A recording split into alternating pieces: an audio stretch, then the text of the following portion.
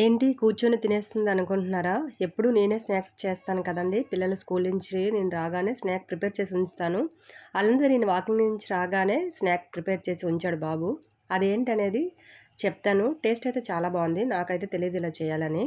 మనం చేసే స్నాక్స్‌ని, ఫుడ్స్‌ని వాళ్ళు టేస్ట్ చేయడం కాదు. అప్పుడప్పుడు వాళ్ళతో కూడా ట్రై చేసి మనకి ఇస్తుంటే వాళ్ళకి కూడా అలవాటవుతుంది. చాలా బాగా వచ్చింది. అదేంటంటే మిల్ మేకర్‌తో ఏదో మంచూరియాలా తయారు చేశారు. అది మంచూరియా అంటారో ఏమంటారో నాకు తెలీదు గానీ చాలా టేస్ట్ అయితే బావుంది. మిల్ మేకర్స్‌ని నీట్‌గా బాయిల్ చేసి మంచిగా పిండి పక్కన పెట్టుకొని అందులో చాట్ మసాలా పౌడరు, కారము, సాల్టు, కార్న్ ఫ్లోర్ ఏసి మంచిగా మిక్స్ చేసుకున్నారు. తర్వాత స్టవ్ పై పాన్ పెట్టి ఆయిల్ వేడెక్కిన తర్వాత 1 మిల్ మేకర్స్‌ని 1 వేసుకొని వేయించుకున్నారు. ఆ వేయించుకున్నవి కూడా ప్లేట్‌లో పెట్టారు. వాళ్ళకి వీడియో తీయడం రాదు కదా!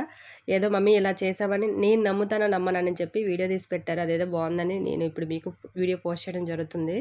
అదే బాండీలో ఆయిల్ ఉంటుంది కదా! అందులో కొద్దిగా ఆనియన్స్‌ని స్ట్రెయిట్‌గా కట్ చేసుకొని వేయించుకున్న తర్వాత టమాటా సాస్ వేసి, సోయా సాస్ వేసి, వెనిగర్ కూడా వేసి కలిపినట్టుగా ఉన్నారు. అంటే కొద్దిగా వేయించుకున్నట్టు ఉన్నారు. తర్వాత వేయించి పెట్టుకున్న మిల్ మేకర్స్‌ని వేసి కొద్దిగా సిమ్‌లో పెట్టి కుక్ చేసుకున్నారు.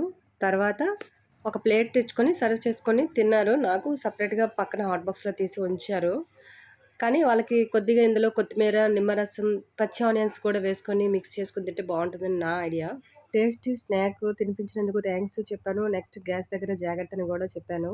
వీడియో నచ్చినట్లయితే ఒక లైక్ చేసేయండి. సబ్స్క్రైబ్ చేసుకోండి.